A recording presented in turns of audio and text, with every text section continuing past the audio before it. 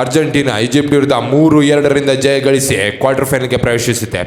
ಆದರೆ quarter final ಪ್ರವೇಶ ಅಷ್ಟು ಸುಲಭವಾಗಿತ್ತ? ಬನ್ನಿ ಹೇಳ್ತೀನಿ. 78 ನಿಮಿಷ ಯಾವುದೇ ಗೋಲ್ ಹೊಡೆದಿರಲ್ಲ ಅರ್ಜೆಂಟೀನಾ. 2-0 ಲೀಡ್ ಮಾಡ್ತಿರ್ತಾರೆ ಈಜಿಪ್ಟ್.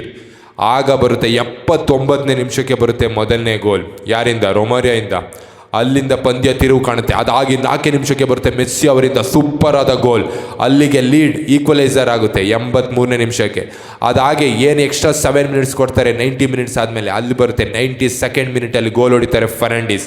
ಅದಾಗುತ್ತೆ ಅರ್ಜೆಂಟೀನಾಗೆ ಕ್ವಾರ್ಟರ್ ಫೈನಲ್ ಪ್ರವೇಶಕ್ಕೆ. ಈಜಿಪ್ಟ್ ತನ್ನ ಕೈಯಲ್ಲಿದ್ದ ಗೆಲುವನ್ನೇ ಬಿಟ್ಕೊಟ್ರು ಅಂತಲೇ ಹೇಳ್ಬೋದು ಅರ್ಜೆಂಟೀನಾಗೆ. 78 ಮಿನಿಟ್ಸ್ ತನಕ ಲೀಡ್ ಆಗಿರ್ತಾರೆ ಈಜಿಪ್ಟ್. ಗೆದ್ದಿದ್ರೆ ಐತಿಹಾಸಿಕ ಆಗ್ತಿತ್ತು. ಅರ್ಜೆಂಟೀನಾ ಸೋಲಿಸಿ ಇವರು ಕ್ವಾರ್ಟರ್ ಫೈನಲ್ ಪ್ರವೇಶಿತ್ತು.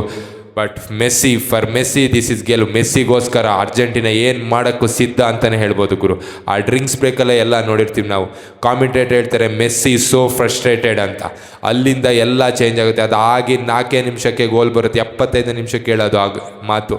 ಅದಾಗೆ 5 ನಿಮಿಷಕ್ಕೆ ಗೋಲ್ ಬರುತ್ತೆ. ಫೈನಲಿ ಮ್ಯಾಚ್ ಮಾತ್ರ super. One of the tough match ಅಂತಲೇ ಹೇಳ್ಬೋದು. One of the best match of this FIFA world cup ಅಂದರೆ ಯಾವುದಕ್ಕೂ ಕಮ್ಮಿ ಇಲ್ಲ ಗುರು. ಸೋಲಿನ ದವಡೆಯಿಂದ ಗೆಲುವನ್ನು ಹೇಗೆ ಕಾಣಬೇಕು ಅಂತ ಅರ್ಜೆಂಟೀನಾಯಲ್ಲಿ ತೋರಿಸ್ಕೊಟ್ಟಿದೆ ಗುರು. ಬಾಯ್.